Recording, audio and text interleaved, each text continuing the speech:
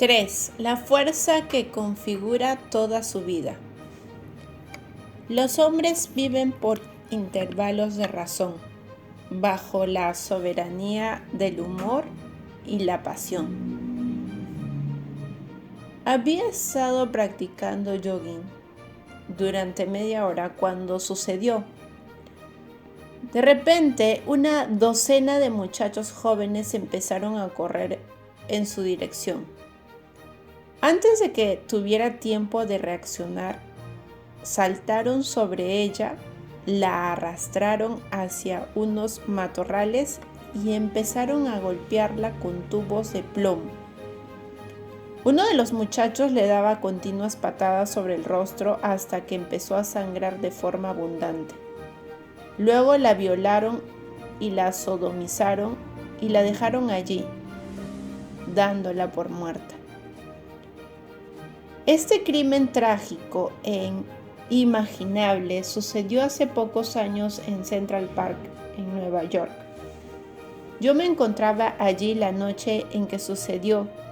Me sentí impresionado, no solo por el salvajismo del ataque, sino incluso mucho más al saber quiénes habían sido los atacantes. Se trataba de muchachos con edades comprendidas entre los 14 y 17 años. Al contrario de lo que sucede con los estereotipos, no eran pobres ni procedían de familias que hubieran abusado de ellos. Eran chicos que asistían a escuelas privadas, jugadores de la liga para menores, muchachos que tomaban lecciones de tuba. No se habían vuelto locos por las drogas ni estaban racialmente motivados.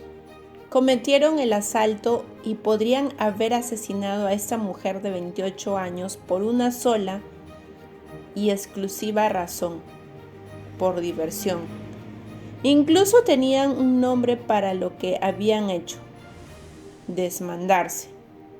A unos 400 kilómetros de distancia, en Washington, un avión se estrelló al despegar del Aeropuerto Nacional durante una ventisca de nieve. Chocó contra el puente del Potomac durante la hora del tráfico punta, que se detuvo mientras los servicios de rescate de emergencia acudían a toda prisa, y el puente se convertía en una pesadilla de caos y pánico. Los bomberos y los servicios de rescate se vieron abrumados por la magnitud de la destrucción y se zambulleron una y otra vez en el río Potomac, en un desesperado intento por salvar a las víctimas del accidente. Uno de los hombres salvó la vida de muchos otros, pero no la suya. Cuando el helicóptero de rescate llegó a su lado, ya se había deslizado por debajo de la superficie del hielo que cubría el agua. Ese hombre entregó su vida para salvar a las personas que les eran totalmente desconocidas. ¿Qué le indujo a valorar tanto las vidas de otras personas a las que ni siquiera conocía como para estar dispuesto a entregar la suya por ello? ¿Qué induce a una persona con una buena educación a comportarse de una forma tan salvaje y sin el menor remordimiento, mientras que otra entrega su propia vida para rescatar la de unos completos extraños? ¿Qué es lo que crea a un héroe, a un canalla, a un criminal, a un cooperante? ¿Qué es lo que determina la diferencia en las acciones humanas? A lo largo de mi vida, he buscado apasionadamente las respuestas a estas preguntas. Hay una cosa que está clara para mí: los seres humanos no somos criaturas aleatorias. Todo aquello que hacemos, lo hacemos por alguna razón. Es posible que no seamos conscientes de la razón, pero no cabe la menor duda de que detrás de todo comportamiento humano hay siempre una sola fuerza impulsadora. Esa fuerza afecta a cada una de las facetas de nuestras vidas, desde las relaciones y las finanzas, hasta nuestros cuerpos y cerebros. ¿Qué es esa fuerza que la controla a usted incluso ahora y que continuará controlándole durante el resto de su vida? El dolor y el placer. Todo aquello que usted y yo lo hacemos o bien por una necesidad de evitar el dolor o por un deseo de obtener placer. A menudo escucho hablar a la gente de los cambios que desea introducir en sus vidas, pero no logra decidirse a llegar hasta el final. Se sienten frustrados, abrumados, incluso coléricos consigo mismo porque saben que necesitan emprender una acción, pero no logran decidirse a hacerlo. Hay una sencilla razón que lo explica. Siguen tratando de cambiar su comportamiento, que es el efecto, en lugar de enfrentarse con la causa escondida tras él. Comprender y utilizar las fuerzas del dolor y del placer es lo que permitirá, de una vez por todas, crear los cambios duraderos y las mejoras que desea para sí mismo y para aquellas personas que le importen. El no comprender esa fuerza le condena a un futuro en el que vivirá a base de reacciones, como un animal o una máquina. Quizás esto le parezca una simplificación excesiva, pero reflexione sobre ello. ¿Por qué no hace algunas de las cosas que sabe que debería hacer? Después de todo, ¿qué es la dilación? Eso se produce cuando uno sabe que debería hacer algo, a pesar de lo cual no lo hace. ¿Por qué no? La respuesta es bien sencilla. En algún nivel de su mente está convencido de que emprender la acción en este momento sería más doloroso que aplazarla. Sin embargo, ¿has sentido alguna vez la experiencia de haber aplazado algo durante tanto tiempo que de repente siente la presión de hacerlo de una vez? ¿Qué ocurrió en un caso así? ¿Cambió usted lo que enlazaba el sufrimiento y el placer? De repente, el no comprender la acción era más doloroso que seguir aplazándola. Se trata de una situación muy común que muchos estadounidenses experimentan hacia el 14 de abril. Un hombre que sufre antes de que sea necesario, sufre más de lo necesario. ¿Qué le impide aproximarse a ese hombre o mujer de sus sueños? ¿Qué le impide emprender ese nuevo negocio en el que ha estado soñando desde hace años? ¿Por qué sigue aplazando seguir esa dieta? ¿Por qué evita terminar de una vez su tesis? ¿Por qué no ha hecho de una vez con el control de su cartera?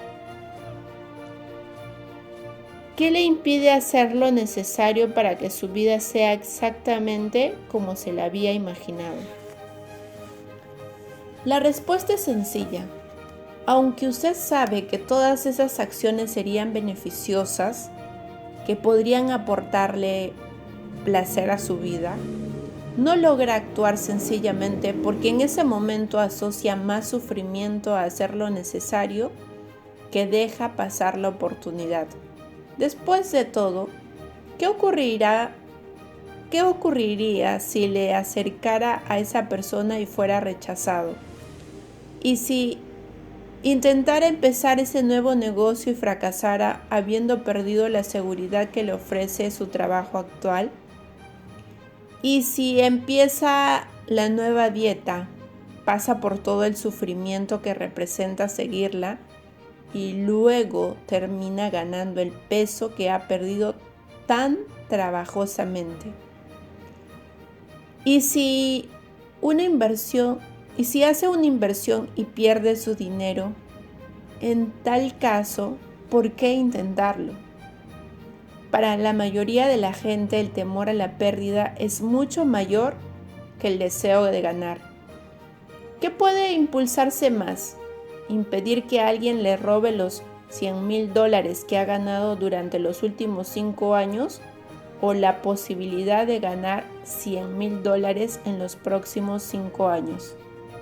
Lo cierto es que la mayoría de la gente trabaja mucho más duramente para conservar lo que tiene que para aceptar los riesgos necesarios para conseguir lo que desean realmente. El secreto del éxito consiste en aprender a usar el sufrimiento y el placer. En lugar de permitir que estos le utilicen a uno, si lo hace así, ejercerá el control sobre su propia vida.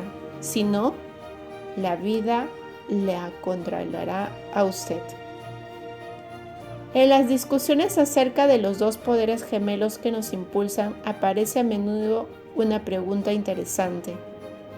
¿Por qué la gente puede experimentar sufrimiento y sin embargo negarse a cambiar? ¿Porque todavía no ha experimentado el dolor suficiente? ¿Porque no ha llegado todavía a lo que denomino el umbral emocional?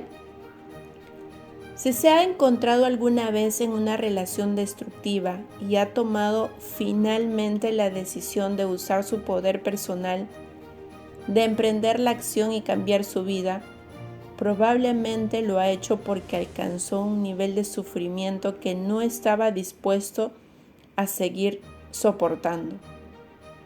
Todos nosotros experimentamos en nuestras vidas esas ocasiones en que decimos: ya tengo bastante, nunca más, esto debe cambiar ahora. Ese es precisamente el momento mágico en el que el sufrimiento se convierte en nuestro aliado.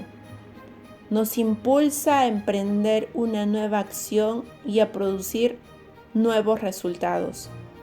Nos sentimos más poderosamente impulsados a actuar si en ese mismo momento empezamos a anticipar cómo el cambio creará también un mayor placer para nuestras vidas. Este proceso no queda limitado a las relaciones. Quizá haya experimentado usted ese umbral en cuanto a su condición física. Terminó por sentirse harto debido a que no pudo encontrar plaza en un avión, no pudo ponerse unas ropas o se cansaba de subir un tramo de escalera. Finalmente se dijo: ya está bien, y tomó una decisión. ¿Qué motivó esa decisión? El deseo de eliminar el sufrimiento de su vida y restablecer el placer. El placer del orgullo, de la comodidad, de la autoestima, de vivir la vida tal y como la ha diseñado usted mismo. Claro que hay muchos niveles de sufrimiento y placer. Por ejemplo,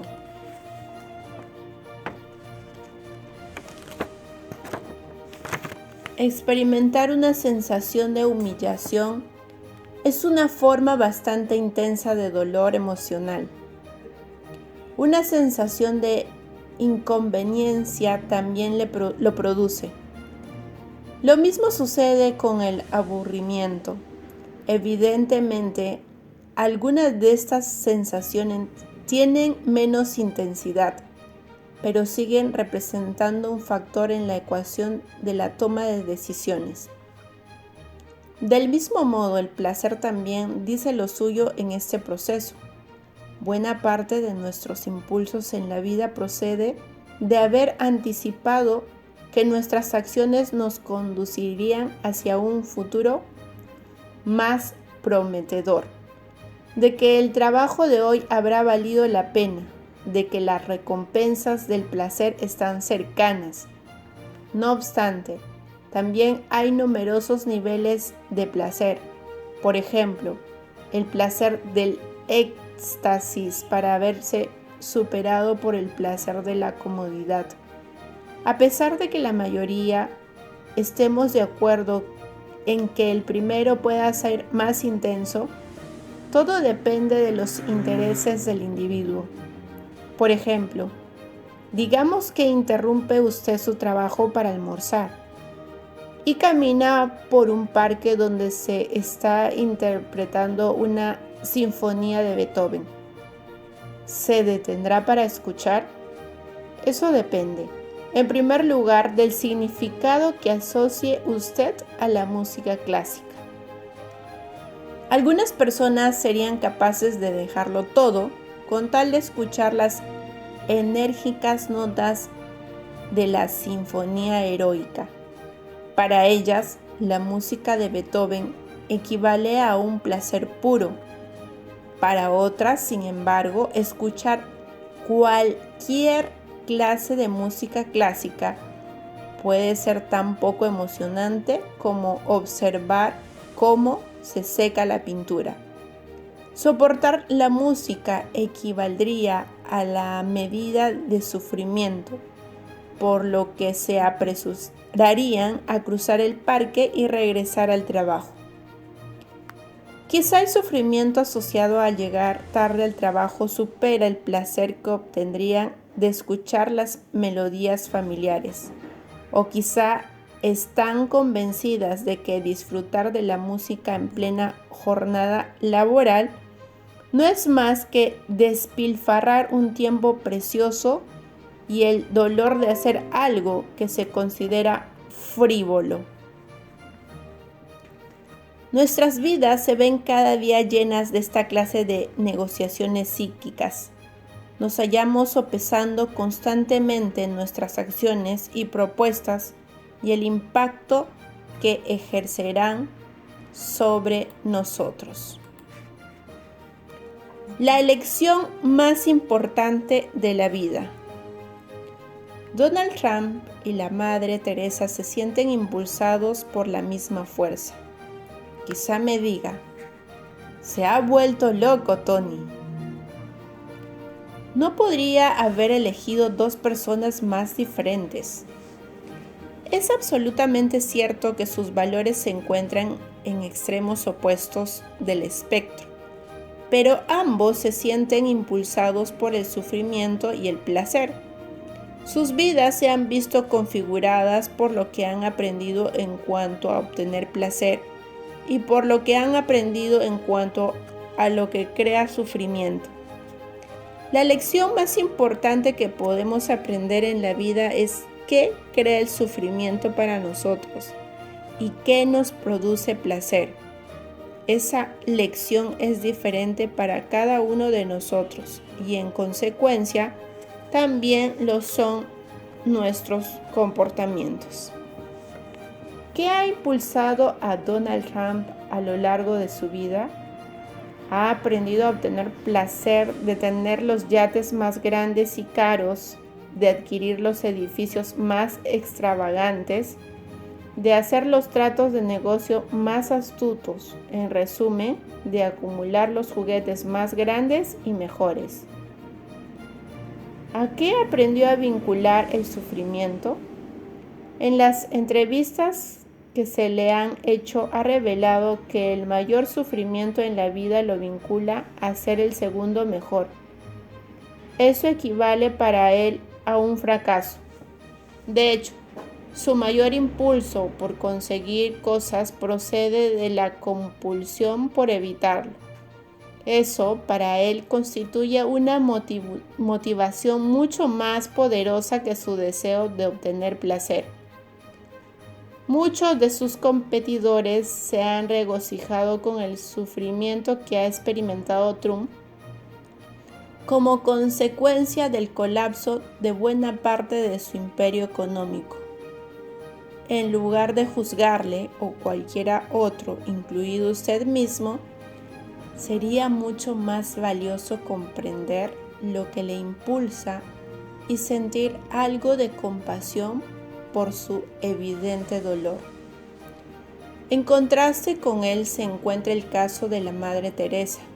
He aquí a una mujer tan profundamente preocupada por los demás que también sufre cuando ve el sufrimiento de otras personas. Se sintió herida al ver la injusticia del sistema de castas en la India. Descubrió que al emprender una acción para ayudar a esas gentes, el sufrimiento de ellos se atenuaba y también el de ella misma. Para la Madre Teresa, el significado último de la vida puede encontrarse en uno de los barrios más pobres de Calcuta, la ciudad de la alegría, repleta y a punto de estallar con millones de refugiados hambrientos y enfermos. Para ella, el placer puede consistir en chapotear sobre el barro, los desechos y la suciedad hasta las rodillas para llegar hasta a una miserable cabaña y cuidar a los niños que viven en ella, con sus pequeños cuerpos consumidos por el cólera y la disentería. Se siente poderosamente impulsada por la sensación de ayudar a los demás a salir de su miseria. Alivia tanto su propio dolor de que ayudarles a experimentar la vida de una forma mejor también le permitirá a ella sentir placer. Aprendió que situarse en primera línea por los demás constituye el bien más elevado y que eso le proporciona la sensación de que su vida tiene un verdadero significado. Aunque la mayoría de nosotros tendríamos que hacer un esfuerzo considerable para vincular la sublime humildad de la Madre Teresa con el materialismo de Donald Trump, aquí resulta esencial recordar que estas dos personas configuraron su destino basándose en aquello a lo que vinculan el sufrimiento y el placer. Sus circunstancias y su educación también jugaron un papel en sus elecciones, pero en último término tomaron decisiones conscientes acerca de lo que la recompensa o el castigo representaba para ellos. ¿A qué vincula el sufrimiento y el placer? Eso configura su destino. Una de las decisiones que ha representado una diferencia tremenda en la calidad de vida es que a una edad muy temprana empecé a vincular un placer increíble con el hecho de aprender. Me di cuenta de que descubrir ideas y estrategias que pudieran ayudarme a configurar el comportamiento y la emoción humano podía proporcionarme virtualmente todo aquello que deseaba en mi vida y era capaz de sacarme del dolor y entrar en el placer. Aprender a descifrar los secretos que se esconden detrás de nuestras acciones podía ayudarme a convertirme en una persona más rica, a sentirme físicamente mejor, a conectar más profundamente con las personas que me importaban. Aprender me proporcionaba algo que dar, la oportunidad de aportar realmente algo de valor a todos aquellos que me rodeaban. Eso me ofrecía una sensación de alegría y plena realización. Al mismo tiempo, descubrí una forma de placer aún más poderosa, la que obtenía de compartir de una forma apasionada aquello que había aprendido. Cuando empecé a darme cuenta de que lo que podía compartir ayudaba a otras personas a incrementar la calidad de sus vidas, descubrí el nivel definido de placer. Y fue entonces cuando empezó a desplegarse el propósito de mi vida. ¿Cuáles son algunas de las experiencias de sufrimiento y placer que han configurado su vida? Si los ha vinculado a las drogas, por ejemplo, no cabe la menor duda de que eso ha afectado a su destino. Lo mismo sucede con las emociones que ha aprendido a asociar con el tabaco o el alcohol, con las relaciones e incluso con los conceptos de dar y de confiar. Si es usted médico, ¿No es cierto que la decisión de seguir una carrera médica, tomada hace muchos años, se vio motivada por su creencia de convertirse en médico le haría sentirse bien? Todos los médicos son los que he hablado vinculan un gran placer con el hecho de ayudar a la gente, a paliar el dolor, a curar la enfermedad y a salvar vidas. A menudo, el orgullo de ser un miembro respetado de la sociedad fue una motivación adicional. Los músicos se han dedicado a su arte porque hay pocas cosas en la vida capaces de proporcionarles ese mismo nivel de placer. Y los presidentes de las grandes organizaciones han aprendido a vincular el placer con la toma de decisiones poderosas que tienen un enorme potencial para construir algo único y para contribuir a la vida de otras personas de una forma duradera. Reflexión. Por ejemplo, sobre las asociaciones limitadoras del dolor y del placer en la vida de John Belushi, Freddie Prinze, Jimi Hendrix, Elvis Presley, Janis Joplin y Jim Morrison. Su asociación con las drogas como una forma de escape, de satisfacción rápida o como un medio de salir del dolor y obtener un placer temporal provocaron su caída. Pagaron el precio definitivo por no haber sabido dirigir sus propias mentes y emociones. Piense en el ejemplo que fueron para millones de seguidores. Yo nunca aprendí a consumir drogas o alcohol. ¿Se debe acaso a que soy una persona tan brillante? No, eso se debe a que fui muy afortunado. Una de las razones por las que nunca bebí alcohol es porque de niño había en mi familia un par de personas que actuaban de una forma tan ridícula cuando estaban bebidas que asocié un extremo dolor al hecho de beber cualquier clase de alcohol. Uno de los recuerdos especialmente gráficos se guardó en mi memoria es el de la madre de uno de mis mejores amigos.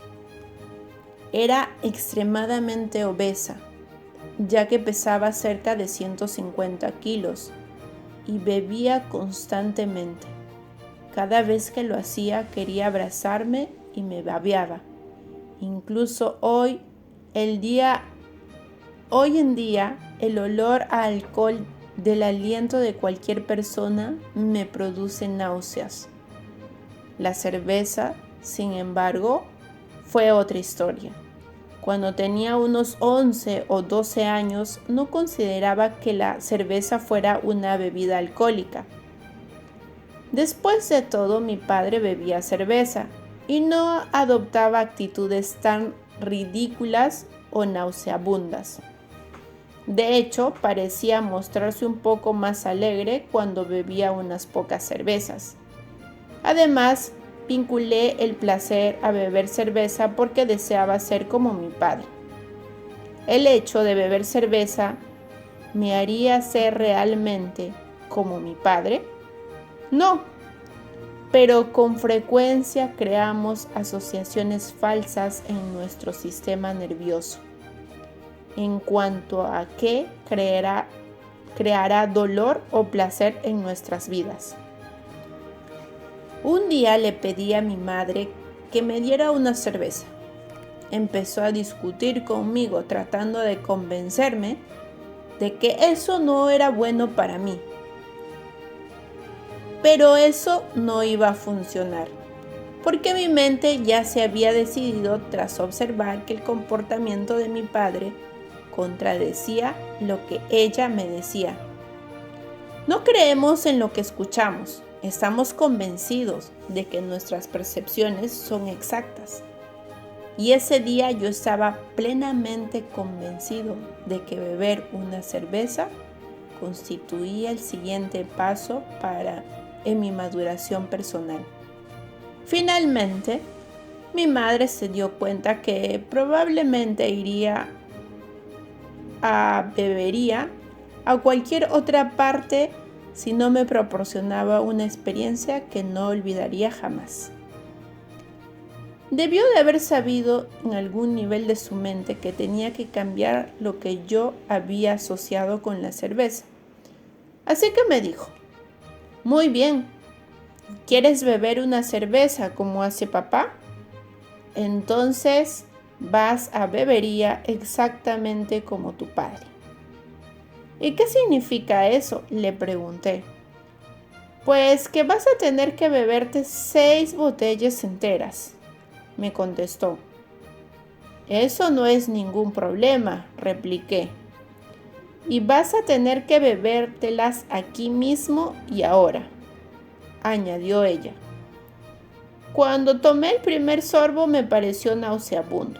No se parecía a nada de lo que había esperado. Claro que me cuidé mucho de admitirlo. Después de todo se hallaba en juego mi orgullo. Así que tomé unos cuantos tragos más. Una vez terminada la primera botella dije: ahora estoy realmente lleno. Oh, nada de eso. Aquí tienes otra, me dijo ella abriéndola. Después de la tercera o cuarta botella empecé a sentirme mal del estómago. Estoy seguro de que ya se imaginará lo que sucedió a continuación. Lo vomité todo sobre la mesa de la cocina, poniéndome hecho una pena. Fue realmente nauseabundo. Y también lo fue el tener que limpiar todo. Inmediatamente vinculé el olor de la cerveza con el vómito y con unas sensaciones horribles. Ya no tuve ninguna asociación intelectual con lo que significaba beber cerveza. Ahora había establecido una asociación emocional en mi sistema nervioso, una neuroasociación a nivel de mis entrañas, hasta el punto de que eso guiaría claramente mis decisiones futuras. Como consecuencia de ello, jamás he vuelto a probar un trago de cerveza. Nuestras vinculaciones de sufrimiento y placer pueden producir un efecto secuencial en nuestras vidas. Puede apostar a que sí, esta neuroasociación negativa que vinculé con la cerveza también afectó a muchas de mis decisiones en la vida. Influyó sobre con qué personas me relacioné en la escuela, determinó la forma en que aprendí a obtener placer. Para ello no utilizaba el alcohol, sino el aprendizaje, la risa, el deporte. También aprendí que uno no se sentía de una forma increíble a ayudar a otras personas. De modo que ya en la escuela me convertí en el tipo que acudía todos los demás para contarles sus problemas y ayudarles a solucionarlos. Así que tanto ellos como yo nos sintiéramos bien. Hay algunas cosas que no han cambiado a pesar de los años transcurridos. Tampoco utilicé nunca las drogas debido a una experiencia similar. Cuando me encontraba en tercero o cuarto curso, unos representantes del departamento de policía acudieron a nuestra escuela para mostrarnos algunas películas sobre las consecuencias de verse involucrado con el tema de la droga. Contemplé escenas de gente asesinada, inconsciente, violada o que saltaba por una ventana. Ya entonces, siendo un muchacho, asocié las drogas con la fealdad y la muerte, así que jamás las probé. Mi buena fortuna consistió en que la policía me había ayudado a formar neuroasociaciones dolorosas, incluso con la misma idea de usar drogas. En consecuencia, ni siquiera he considerado nunca esa posibilidad. ¿Qué podemos aprender de esto? Sencillamente lo siguiente. Si vinculamos un dolor fuerte con cualquier comportamiento o pauta emocional, evitaremos caer en ellos a cualquier precio.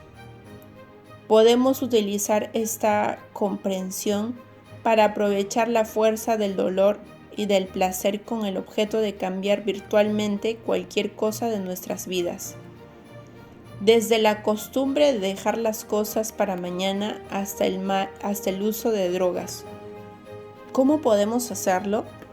Digamos, por ejemplo, que desea usted mantener a sus hijos alejados de las drogas. El momento adecuado para hacerlo es antes de que experimenten y de que alguien más les enseñe la falsa asociación de que las drogas equivalen a placer. Mi esposa Becky y yo decidimos que la forma más poderosa de asegurarnos que nuestros hijos no usaran jamás las drogas consistía en hacerles unir un gran sufrimiento a su uso. Sabíamos que a menos que le enseñáramos lo que sucede realmente con las drogas, aunque éstas constituyen una forma útil de escapar del dolor, sería bueno. Para llevar a cabo esa tarea, llamé a mi viejo amigo, el capitán John Rondon, del Ejército de Salvación. Hace años que apoyo a John en el South Bronx y en el Brooklyn, en sus esfuerzos por ayudar a la gente de sus vidas, elevando sus criterios, cambiando sus creencias limitadoras y desarrollando habilidades para la vida. Becky y yo nos sentimos muy orgullosos de la gente que ha utilizado lo que les hemos enseñado para abandonar las calles e incrementar la calidad de sus vidas. Siempre he utilizado mis visitas allí como una forma de devolver algo y como un recordatorio de lo afortunado que he sido yo mismo. Eso me permite seguir apreciando la clase de vida que he tenido el privilegio de llevar. También me aporta perspectiva y mantiene mi vida equilibrada. Le expliqué mis propósitos al capitán John y este se ocupó de arreglar las cosas para llevar a mis hijos a una gira que jamás olvidarían y que les aportaría una experiencia muy clara de lo que hacen las drogas con el espíritu humano. Todo empezó con una visita de primera mano a un edificio de apartamentos médico podrido e infestado de ratas. En cuanto entraron allí, mis hijos se vieron asaltados por el hedor de unos suelos empapados de orines. La visión de los adictos gritando frenéticamente a los que les observaban, de niñas prostitutas ofreciéndose al primero que pasara, y del llanto de los niños privados de toda clase de cuidados. Mis hijos aprendieron así a vincular las drogas con la devastación mental, emocional y física. Eso sucedió hace 4 años y medio, aunque desde entonces se han visto expuestos muchas veces a las drogas, nunca las han tocado. Aquellas poderosas neuroasociaciones contribuyeron de forma significativa a configurar sus destinos. Si te sientes angustiado por cualquier cosa externa, el dolor no se debe a la cosa en sí misma, sino a tu propia estimación sobre ella. Así pues, tienes el poder de eliminar en cualquier momento. Somos los únicos seres sobre el planeta que llevamos una vida interna tan rica que lo más importante para nosotros no son los acontecimientos en sí, sino cómo los interpretamos. Eso es lo que determina cómo pensamos acerca de nosotros mismos y cómo actuaremos en el futuro. Una de las cosas que nos hacen ser tan especiales es nuestra maravillosa habilidad para adaptarnos, para transformar y manipular los objetos o las ideas y producir algo más agradable o útil. Y entre nuestros talentos de adaptación, uno de los más destacados es nuestra habilidad para tomar la experiencia bruta de nuestras vidas relacionada con otras experiencias y crear a partir de ello un tapiz caleidoscópico de significado diferente al de cualquier otra persona en el mundo.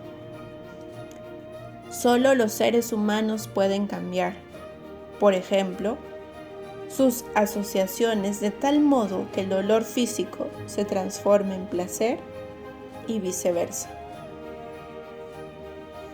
Pensemos, por ejemplo, en una persona que sigue una huelga de hambre y se halla encerrada en una cárcel, alimentándose exclusivamente de una causa. Es capaz de sobrevivir 30 días sin alimento. El dolor físico que experimenta es considerable, pero se ve superado por el placer y la validez de estar atrayendo la atención del mundo hacia su causa. A un nivel más personal y cotidiano, los individuos que siguen unos regímenes físicos intensos para esculpir sus cuerpos han aprendido a vincular unas tremendas sensaciones de placer con el dolor físico intenso. Han transformado la incomodidad de la disciplina en la satisfacción del crecimiento personal. Y esa es la razón por la que su comportamiento es consistente. Y también lo son sus resultados. Gracias al poder de nuestras voluntades, podemos sopesar algo como el dolor físico de la huelga de hambre frente al dolor psíquico de rendir nuestros ideales. Podemos crear significados más elevados. Podemos salir de la jaula y tomar el control. Pero si no logramos dirigir nuestras propias asociaciones con el dolor y el placer, no estaremos viviendo mejor que los animales o las máquinas. Reaccionaremos continuamente según las circunstancias de nuestro entorno y permitiremos que todo aquello que nos suceda determine la dirección y la calidad de nuestras vidas.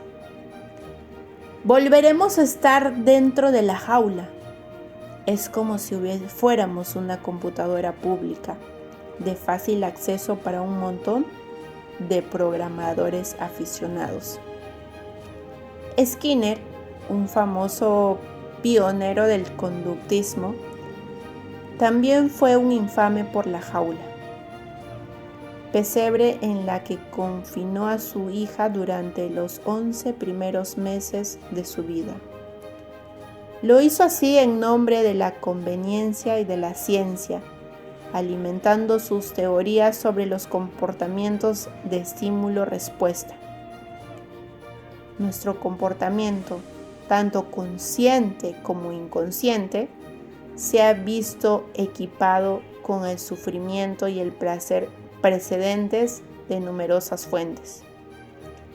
Los compañeros de la niñez, las madres, los padres, los maestros, los entrenadores, los héroes de las películas y las series de televisión, la lista es interminable. Se puede o no saber cuándo se inició con exactitud esa programación y ese condicionamiento.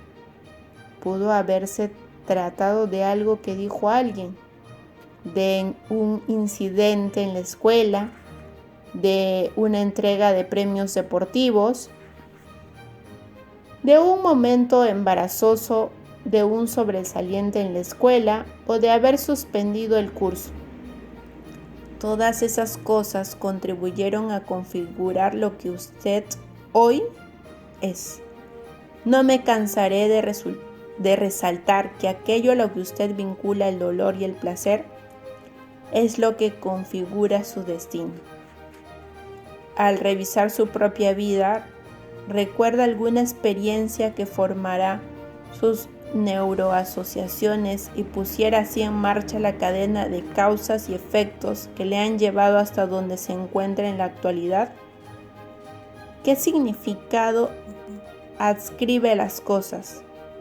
Si es soltero, ¿contempla el matrimonio con ansia como una alegre aventura con el compañero de su vida? ¿O le teme acaso como si fuera una pesada bola que le sujeta como una cadena? Cuando se siente esta noche a cenar, consumirá los alimentos de una forma práctica como una oportunidad de aportar nuevas energías a su cuerpo, o los devorará como su única fuente de placer. Tanto los hombres como las mujeres se dejan dirigir con mayor frecuencia por sus corazones que por sus entendimientos. Aunque nos gustaría negarlo, lo cierto es que nuestro comportamiento se ve impulsado por reacciones instintivas al dolor y al placer, y no por los cálculos del intelecto. Desde una perspectiva intelectual podemos estar convencidos de que comer chocolate es malo para nosotros, a pesar de lo cual seguimos comiéndolo. ¿Por qué? Porque no nos sentimos impulsados tanto por aquello que sabemos intelectualmente, sino más bien por aquello a lo que hemos aprendido a vincular el placer y el dolor en nuestros sistemas nerviosos. Son las neuroasociaciones las que determinan lo que haremos, aunque nos gustaría creer que es nuestro intelecto lo que nos impulsa realmente. En la mayoría de los casos son nuestras emociones, las sensaciones que vinculamos a nuestros pensamientos, las que nos impulsan. Muchas veces intentamos arrollar el sistema. Durante un tiempo nos mantenemos fieles a una dieta, finalmente hemos cruzado la línea porque sentimos mucho dolor. Habremos resuelto el problema en ese momento, pero si no hemos eliminado la causa del problema, este volverá a surgir. En último término, y para lograr un cambio duradero, debemos vincular el dolor con nuestro antiguo comportamiento y el placer con el nuevo comportamiento, y condicionarlo de ese modo hasta que sea consistente. Recuerde que todos nosotros estamos dispuestos a hacer más por evitar el dolor que por obtener placer. Seguir una dieta y arrollar nuestro sufrimiento a corto plazo mediante la pura fuerza de voluntad nunca dura, porque seguimos vinculando al hecho de abandonar las comidas que engordan. Para que ese cambio sea duradero, tenemos que vincular el sufrimiento con el hecho de tomar esos alimentos para que ya ni siquiera deseemos hacerlo, y vincular el placer al hecho de alimentarnos de una forma nutritiva. La gente delgada y saludable está convencida de que nada sabe mejor que seguir delgado, y le encantan los alimentos que le nutren. De hecho, suelen vincular placer al hecho de apartar el plato en el que todavía queda comida. Eso simboliza para ellos el hallarse en posesión del control sobre sus vidas. La verdad es que podemos aprender a condicionar nuestras mentes, cuerpos y emociones para vincular dolor o placer a aquello que elegimos. Al cambiar lo que vinculamos al dolor y el placer, también cambiamos instantáneamente nuestros comportamientos. Tomemos el tabaco, por ejemplo. Todo lo que tiene que hacer consiste en vincular el dolor con el fumar y el placer suficiente con el dejar el tabaco. ¿Tiene capacidad para hacerlo ahora mismo? Pero es posible que no quiera ejercer esa capacidad porque ha entrenado su cuerpo para vincular el placer con el fumar, o porque teme que dejar de fumar le resulte demasiado doloroso. Sin embargo, si conoce a alguien que haya dejado de fumar, descubrirá que este comportamiento ha cambiado en un solo día, el día en que cambió realmente lo que el tabaco significa para esa persona. Si no tiene un plan para su vida, ¿alguien más lo tiene? La misión de Madison Avenue consiste en influir sobre aquellos a los que vinculamos el dolor y el placer. Los publicitarios comprenden con toda claridad que lo que nos impulsa no es tanto el intelecto como las sensaciones que vinculamos con los productos de los que ellos hacen propaganda. En consecuencia, se han convertido en expertos en el aprendizaje de cómo usar músicas excitantes, suaves, imágenes rápidas o elegantes, colores brillantes o tenues y una gran variedad de otros elementos para situarnos en ciertos estados emocionales. Entonces, cuando nuestras emociones se hallan en su punto más alto, cuando las sensaciones son más intensas, nos proyectan continuamente una imagen de su producto hasta que lo vinculamos con las sensaciones deseadas. Pepsi empleó esta estrategia de una forma muy brillante para apoderarse de una mayor parte del lucrativo mercado de las bebidas suaves, arrebatándoselo a su gran competidora, Coca-Cola. Pepsi observó el fenómeno éxito de Michael Jackson, un hombre joven que se había pasado toda su vida aprendiendo cómo elevar las emociones de la gente por la forma en que usaba su voz, su cuerpo, su rostro y sus gestos. Michael cantaba y bailaba de una forma que estimulaba a gran número de personas a sentirse increíblemente bien, tanto que a menudo adquirían uno de sus álbumes para recrear esas mismas sensaciones. Pepsi se preguntó, ¿cómo podemos transferir esas sensaciones a nuestro producto?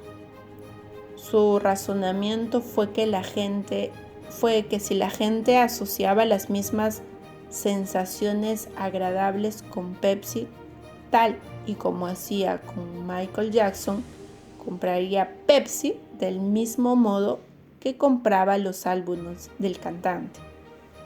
El proceso de sujetar nuevas sensaciones a un producto o idea determinados es la transferencia integral necesaria para el condicionamiento básico.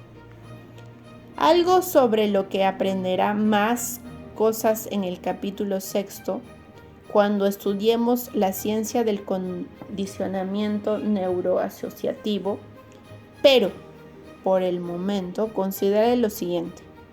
En cualquier momento en que nos hallemos en un estado emocional intenso, cuando experimentemos fuertes sensaciones de dolor o placer, cualquier cosa singular que suceda de forma consistente quedará vinculada neurológicamente.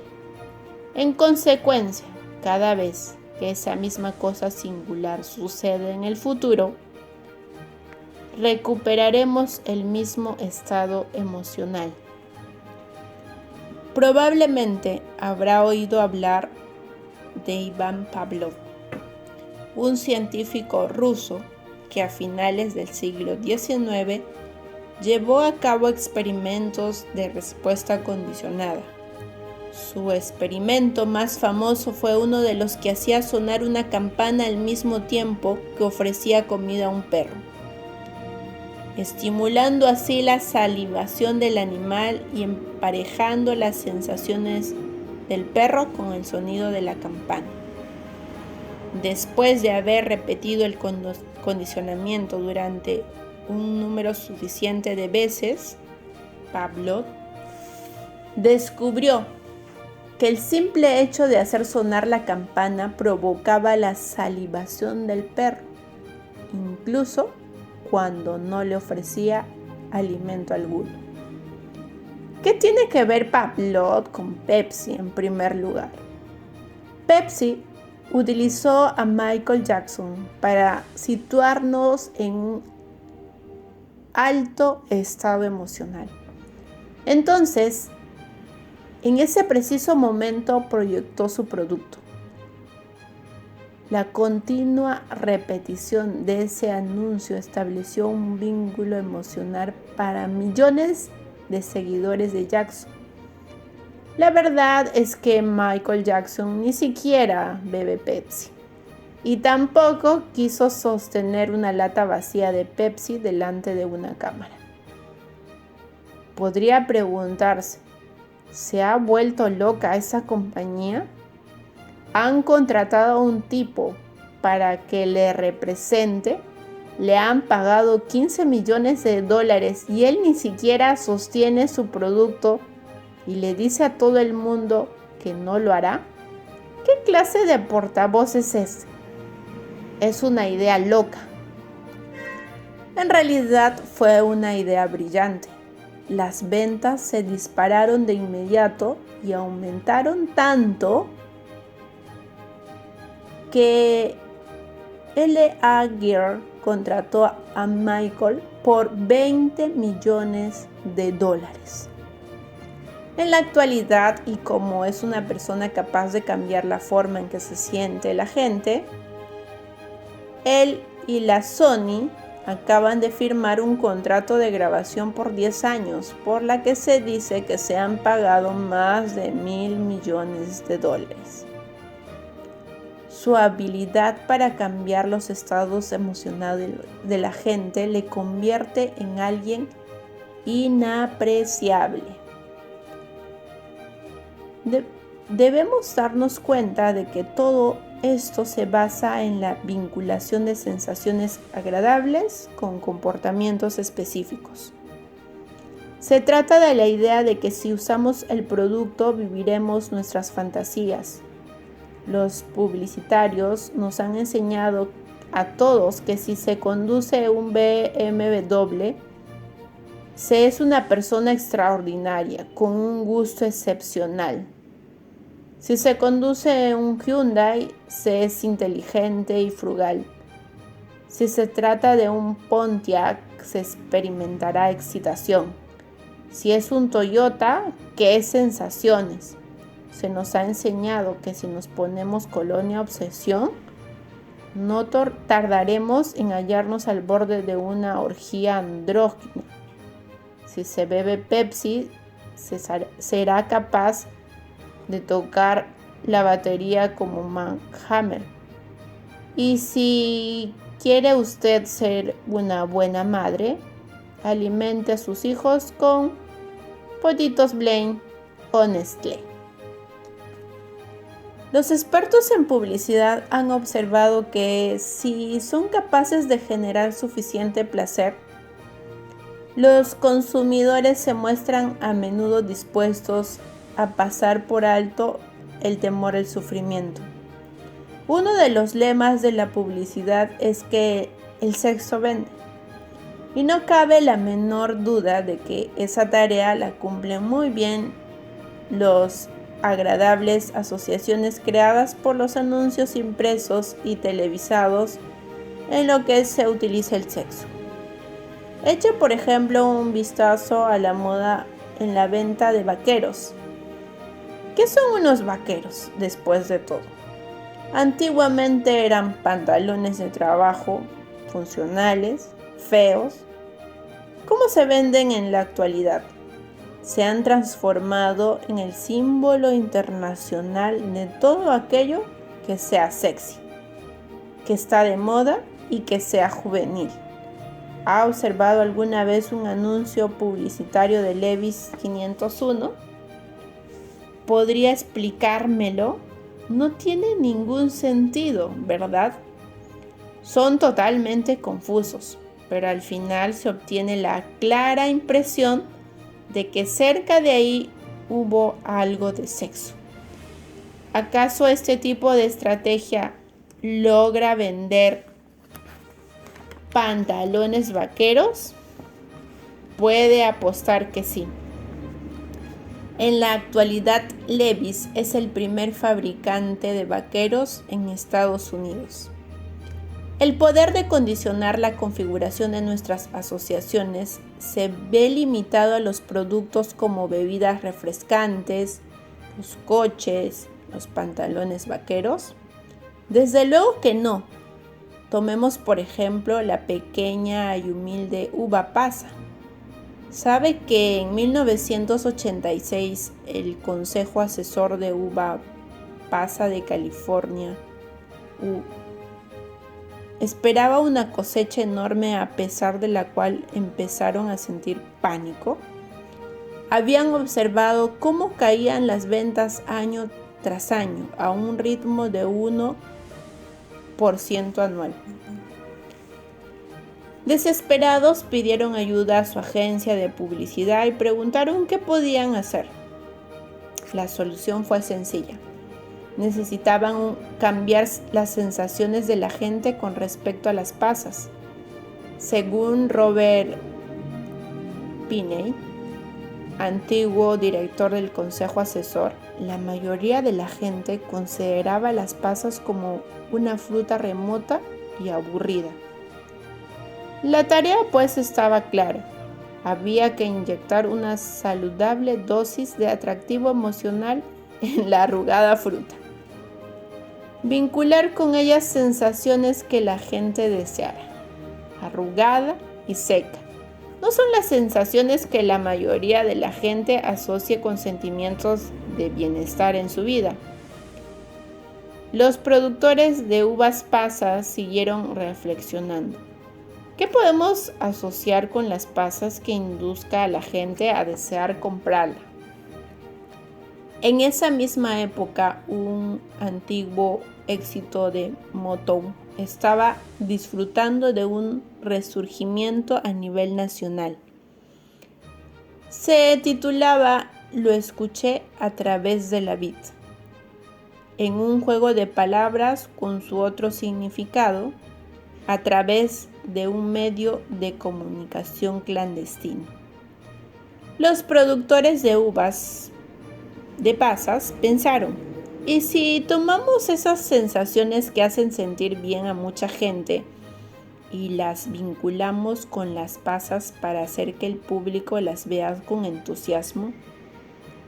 Contrataron a un animador muy innovador llamado Will Vinton, quien creó unas 30 figuras de arcilla en forma de pasas, cada una de ellas con una clara personalidad, para que se moviera al son de la música de la Motown. En esos momentos nacieron las uvas pasas de California. Su primera campaña publicitaria provocó una reacción inmediata y logró vincular con éxito las sensaciones que esperaban los productores de pasas. Mientras la gente observaba el baile de las pequeñas pasas, vincularon unas fuertes sensaciones de diversión, humor y placer a una fruta que hasta entonces les había parecido tan aburrida. La uva pasa fue reinventada como la esencia del clima californiano, y el mensaje no explicitado de cada uno de los anuncios era que si las comías también se sentiría entusiasmado. El resultado: la industria de la uva pasa fue rescatada de su devastadora caída de ventas y alcanzó un factor de crecimiento anual del 20%. Los productores de pasas habían conseguido cambiar las asociaciones de la gente en lugar de vincular el aburrimiento a la fruta. Los consumidores habían aprendido a vincular a ellas sensaciones de estímulo y diversión. Claro que el uso de la publicidad como una forma de condicionamiento no se limita a los productos físicos. Afortunada o desgraciadamente, vemos continuamente cómo se usa la televisión y la radio como herramientas para cambiar aquello que asociamos con los candidatos en el proceso político. Nadie lo sabe mejor que Roger Ailes, analista político y configurador de la opinión pública.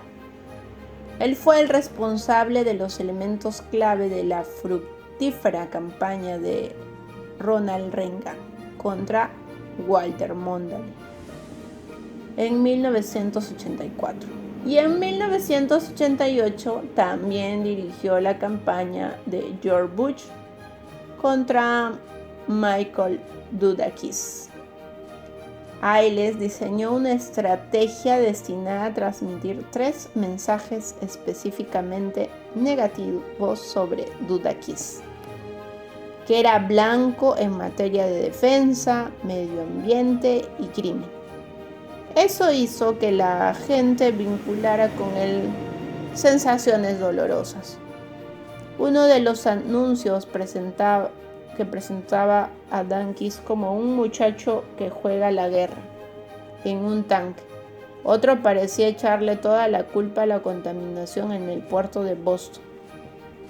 El más notable de todos mostraba a unos criminales que eran liberados de la cárcel de Massachusetts y que salían por una puerta abatible, al mismo tiempo que jugaba con la publicidad ampliamente negativa generada en todos los países por el incidente Willie Horton, un asesino convicto a la que se le concedió un permiso de salida como parte de un controvertido programa emprendido en el estado gobernado por Dukakis, pero luego no regresó a la cárcel y que fue detenido 10 meses más tarde por haber aterrorizado a una joven pareja, violar a la mujer y agredir al hombre.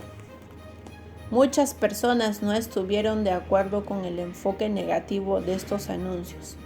Personalmente me parecieron muy manipuladores, pero resulta difícil argumentar contra el nivel de éxito que alcanzaron, basado en el hecho de que la gente está dispuesta a hacer más por evitar el sufrimiento que por obtener placer.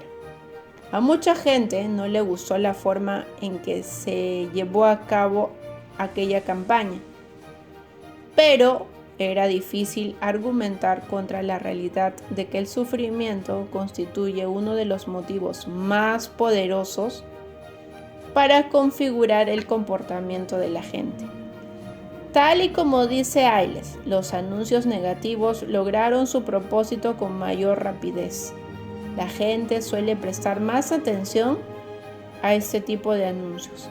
La gente puede disminuir o no la velocidad para mirar una hermosa escena pastoral junto a la autopista, pero todo el mundo lo hace para obtener un accidente de coche. No cabe la menor duda de la efectividad de la estrategia de Ailes. Bush obtuvo una clara mayoría de voto popular y apabulló a Dukakis en uno de los mayores fracasos de la historia electoral. La fuerza que configura la opinión mundial y los hábitos de compra de los consumidores es la misma fuerza que configura todas nuestras acciones. Depende de usted y de mí el que asumamos el control de esa fuerza y decidamos nuestras propias acciones de modo consciente.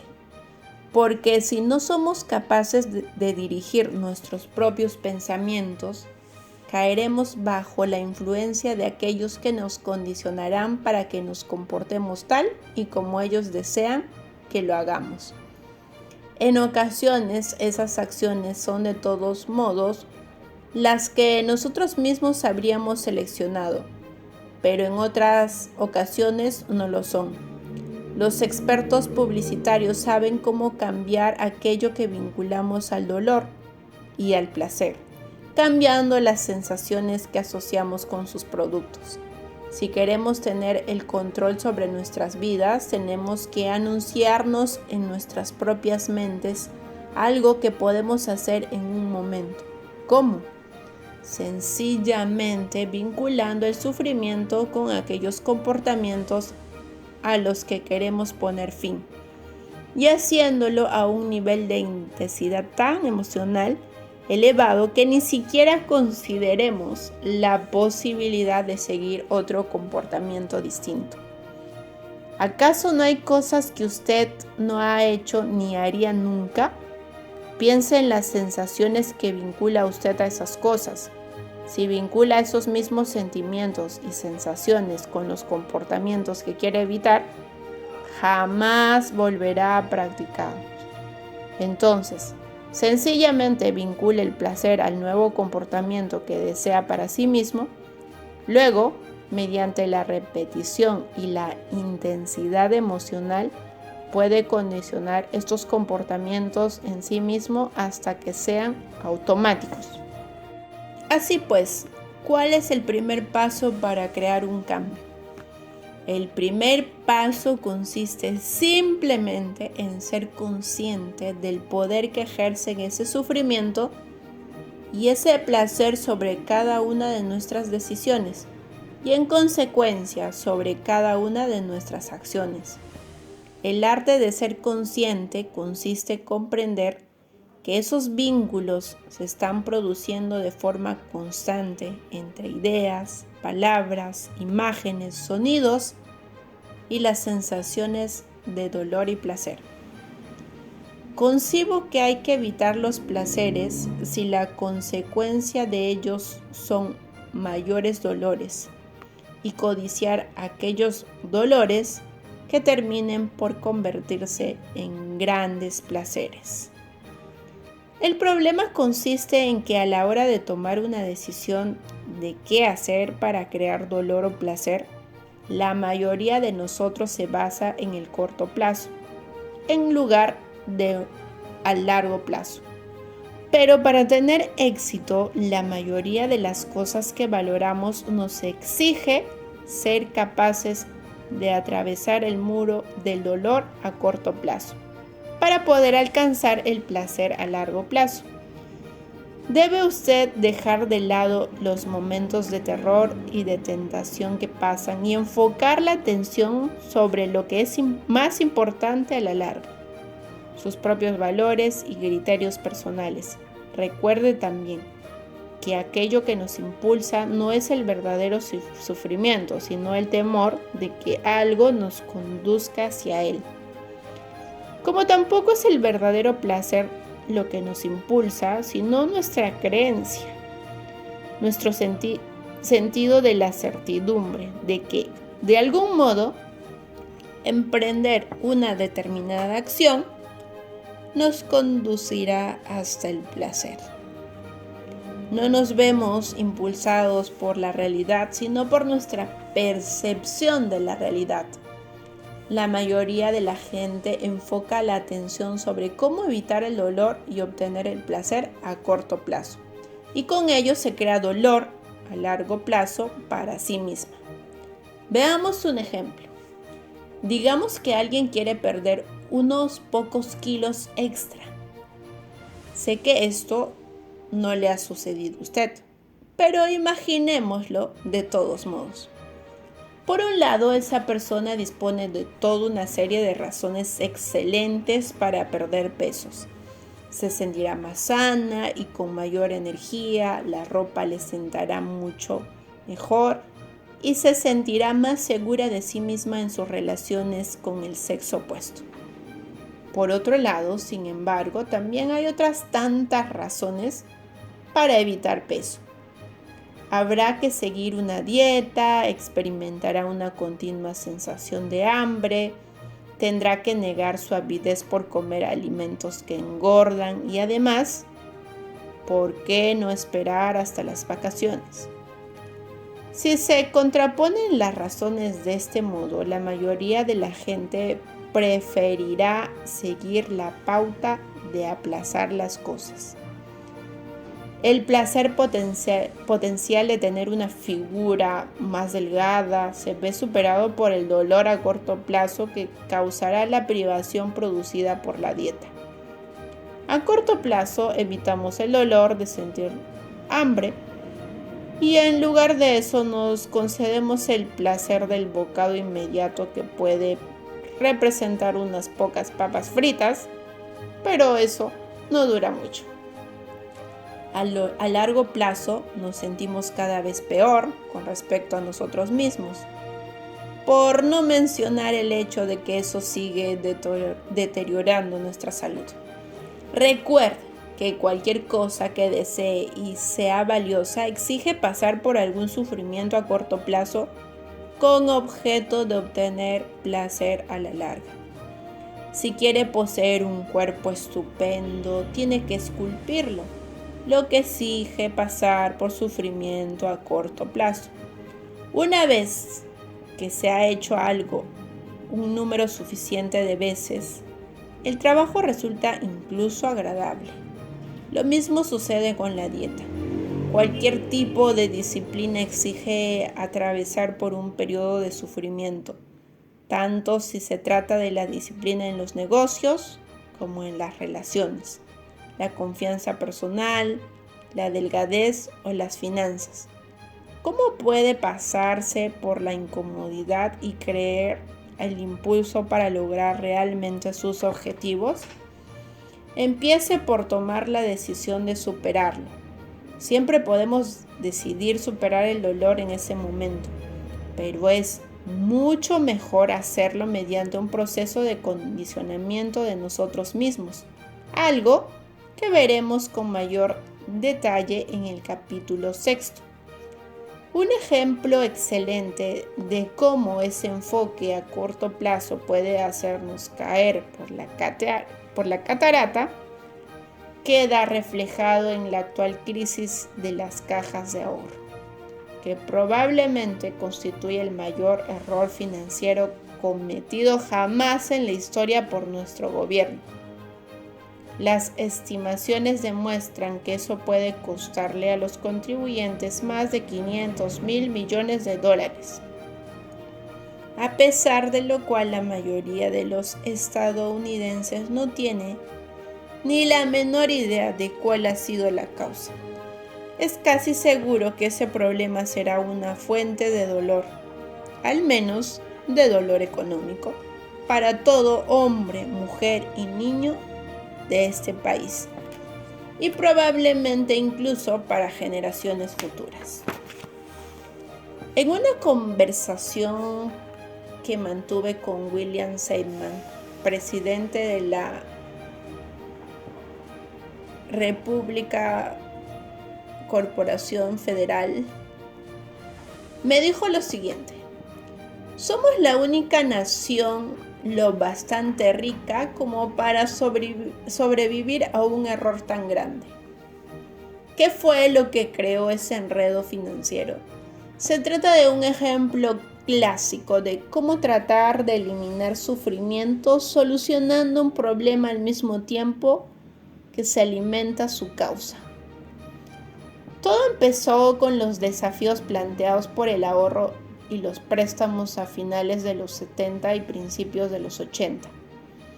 Las cajas de ahorro habían basado su negocio principalmente en el mercado de las corporaciones y de los consumidores. Para que un banco tenga beneficios debe hacer préstamos, que tienen que ofrecer a un interés superior al que paga a sus depositantes. Durante las primeras fases del problema, los bancos se encontraron con dificultades en varios frentes al mismo tiempo. En primer lugar, se vieron afectados cuando las corporaciones empezaron a actuar en aquello que hasta entonces había sido dominio exclusivo de los bancos, los préstamos. Las grandes compañías descubrieron que al prestarse dinero entre sí se ahorraban importantes intereses y empezaron a desarrollar así lo que ahora se conoce como el mercado papel comercial. Eso tuvo tanto éxito que destruyó virtualmente la base de los beneficios de muchos bancos.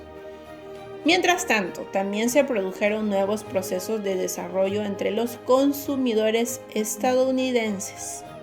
Tradicionalmente, a los consumidores no les agrada la perspectiva de tener una entrevista con un empleado bancario para solicitar humildemente un préstamo con el que comprar un coche y cualquier otra cosa de mayor envergadura. Creo poder asegurar que eso contribuyó a una experiencia dolorosa para la mayoría de los que tuvieron que verse sometidos a tal escrutinio. En esta situación, el consumidor no solía sentirse como un cliente valioso. Las compañías automovilísticas fueron lo bastante astutas como para darse cuenta de ello y empezaron a ofrecer préstamos a sus clientes, creando así una nueva fuente de beneficios para sí mismas. Comprendieron que podían ganar tanto dinero como la financiación de la compra de coches, con el que ganaban con su venta, y podían ofrecer al cliente mayores facilidades y unos intereses más bajos. Su actitud naturalmente era muy diferente al de los banqueros. Tenían gran interés en asegurarse de que el cliente consiguiera su préstamo. Los clientes no tardaron en preferir la financiación interna antes que el método tradicional, apreciando la conveniencia, la flexibilidad y los bajos intereses. Todo el asunto se dirimía en un solo lugar y el cliente era atendido por una persona cortés que deseaba cerrar su negocio. En consecuencia, esta empresa no tardó en convertirse en una de las mayores compañías del país en cuanto a la financiación de la adquisición de coches. Uno de los últimos bastiones de los préstamos bancarios era el mercado inmobiliario, pero los intereses y la inflación se habían puesto por las nubes, alcanzando en un solo año el 18%. Como consecuencia de ello, nadie podía permitirse efectuar los pagos mensuales que exigían esos préstamos con esos intereses. Y como bien puede imaginarse, el mercado de los préstamos inmobiliarios quedó barrido del mapa. Para entonces, los bancos ya habían perdido sus clientes habituales, habían perdido el mercado de los préstamos por la compra de coches y empezaban a perder también los préstamos para la adquisición de viviendas. El golpe final fue que los depositantes, en respuesta a la inflación, exigieron un mayor nivel de intereses por sus depósitos, mientras que los bancos seguían haciendo préstamos a intereses más bajos. De ese modo, los bancos perdían dinero a cada día que pasaba. ¿Por qué? Porque estaban convencidos de que si no modificaban sus criterios ya no quedaría nadie a quien prestar. Y si no prestaban dinero no obtendrían beneficios y sin duda alguna sufrirían como consecuencia de ello. Sin embargo, si eran capaces de prestar dinero a alguien que se lo devolviera, obtendrían placer. Además, había muy poco riesgo que correr. Si prestaban dinero y el cliente no cumplía con su obligación, los contribuyentes, es decir, usted y yo, terminaríamos por echarles un cable de todos modos. Así que, en última instancia, había muy poco temor al dolor y un tremendo incentivo para arriesgarse su capital. Estos bancos, así como las cajas de ahorro, también presionaron al Congreso para que les ayudara a mantenerse a flote, y entonces se produjo una serie de cambios. Los grandes bancos se dieron cuenta de que podían prestar dinero a otras naciones desesperadamente ávidas de capital. Los prestamistas se dieron cuenta de que en un simple desayuno podían comprometer un préstamo de $50 millones con un país. Ya no tenían que trabajar con millones de consumidores para prestar esa misma cantidad. Y los beneficios de esos préstamos tan grandes eran considerables. Los directores bancarios y los jefes de departamento de préstamos recibían a menudo compensaciones relacionadas con el tamaño y el número de préstamos que eran capaces de lograr.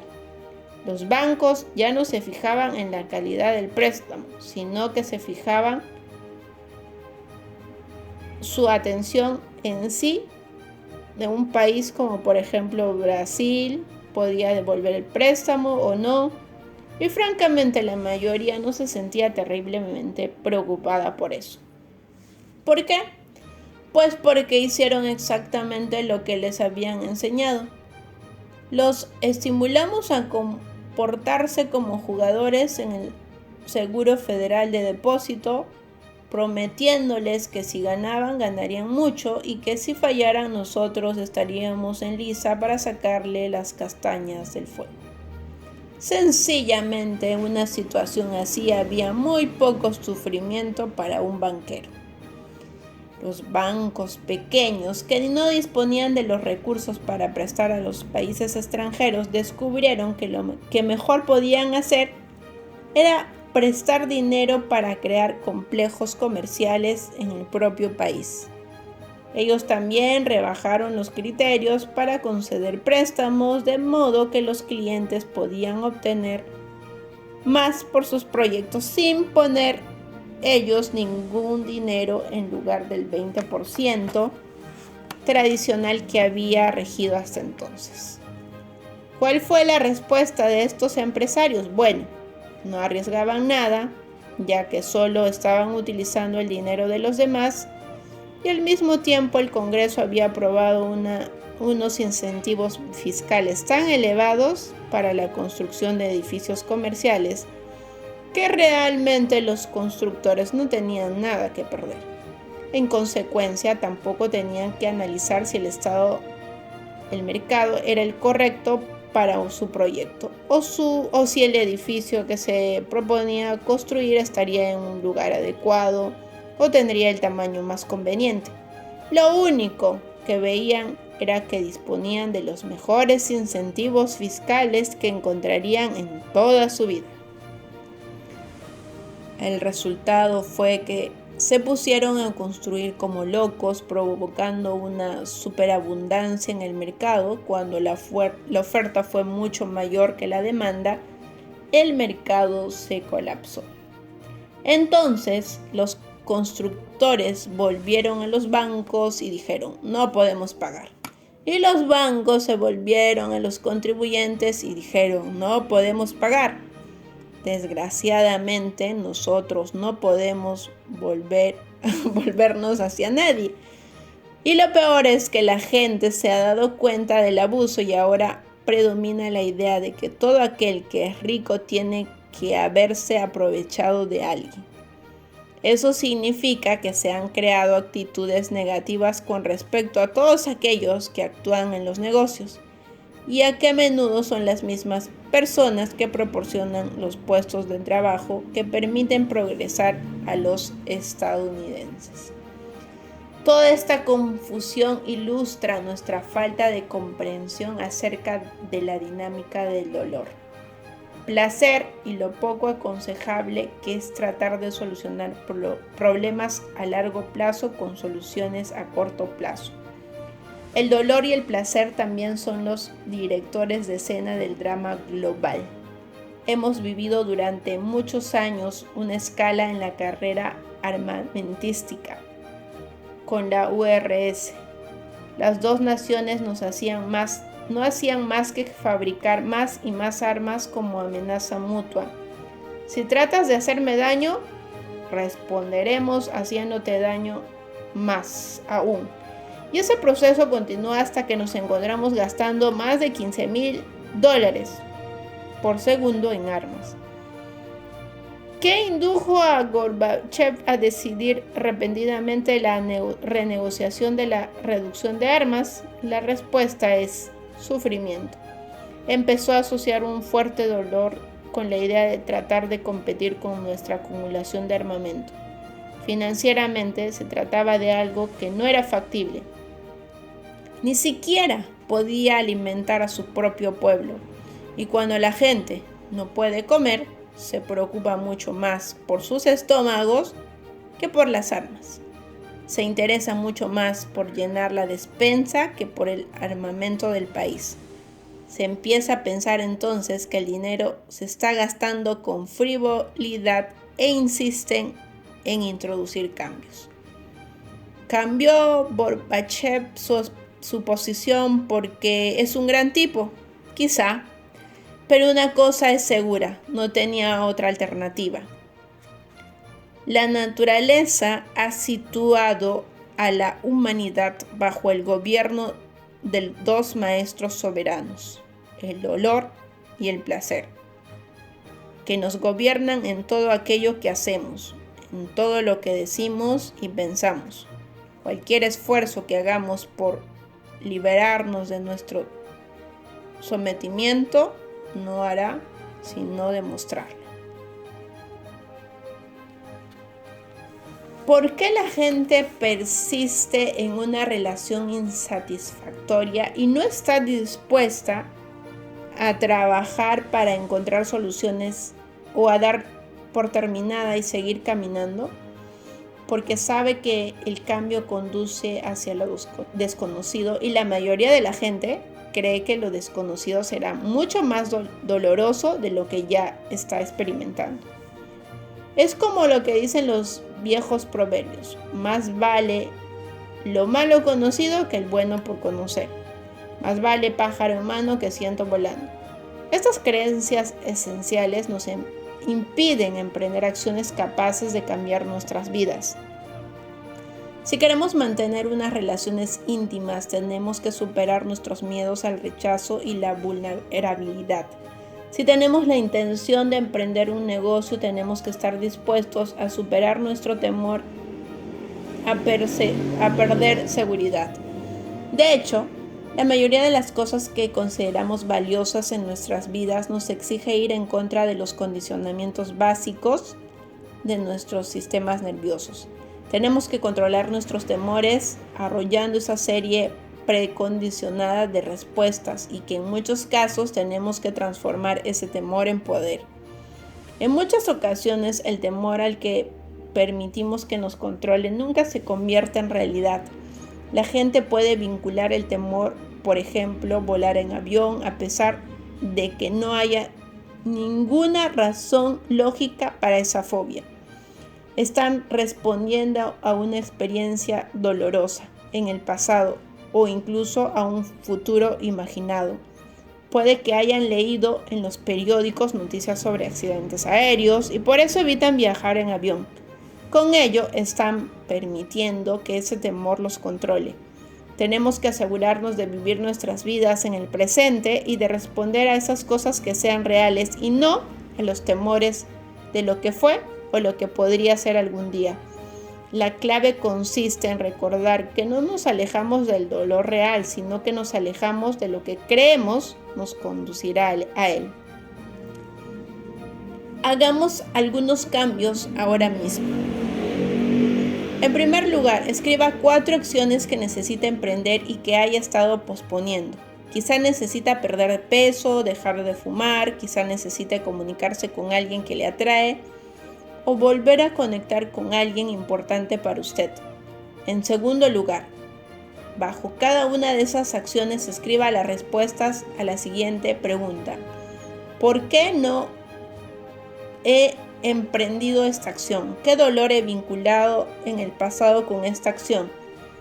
La contestación a esta pregunta le ayudará a comprender que ha asociado un mayor dolor a emprender la acción que a no hacerlo. Sea honrado consigo mismo.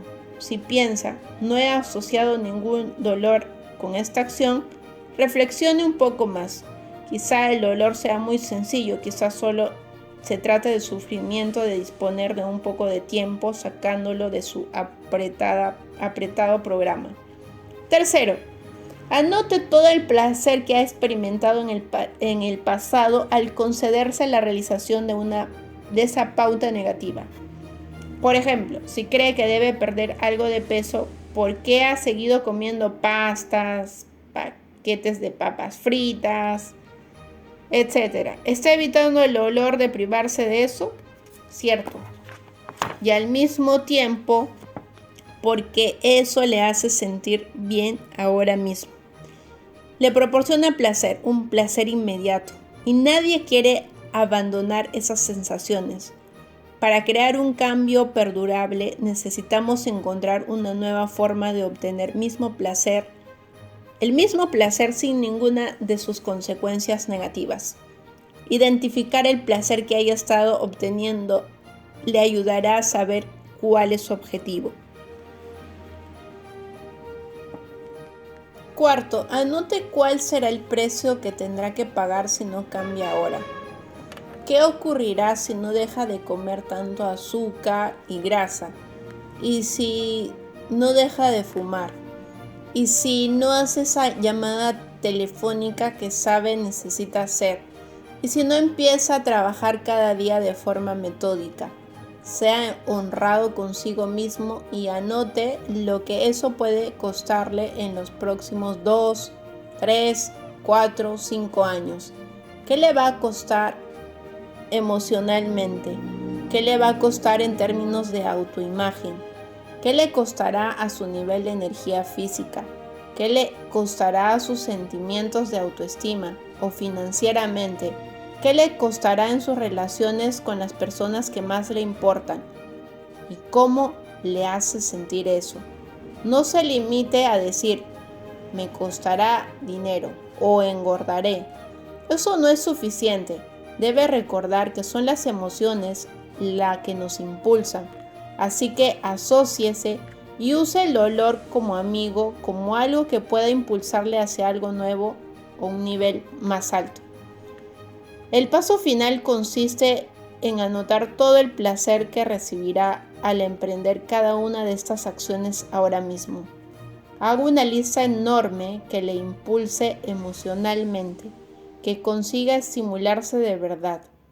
Obtendré la sensación de haber conseguido el control real de mi vida, de saber que estoy a cargo de ella. Adquiriré un nuevo nivel de confianza en mí mismo.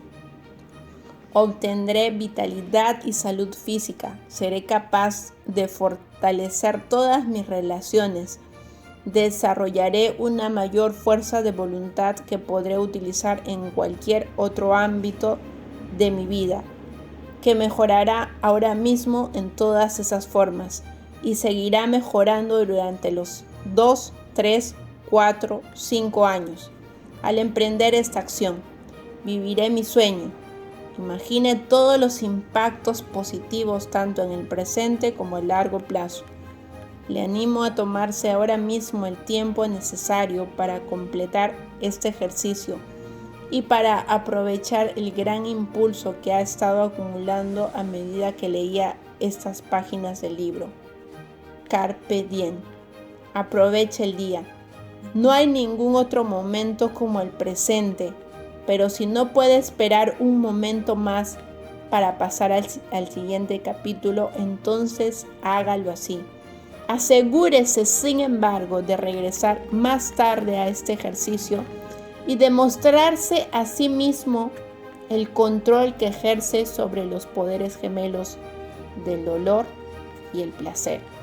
Este capítulo le ha mostrado una y otra vez que aquello a lo que vinculamos el dolor y el placer configura cada uno de los aspectos de nuestras vidas que tenemos el poder para cambiar esas asociaciones y en consecuencia nuestras acciones y destino. Pero para hacerlos debemos comprender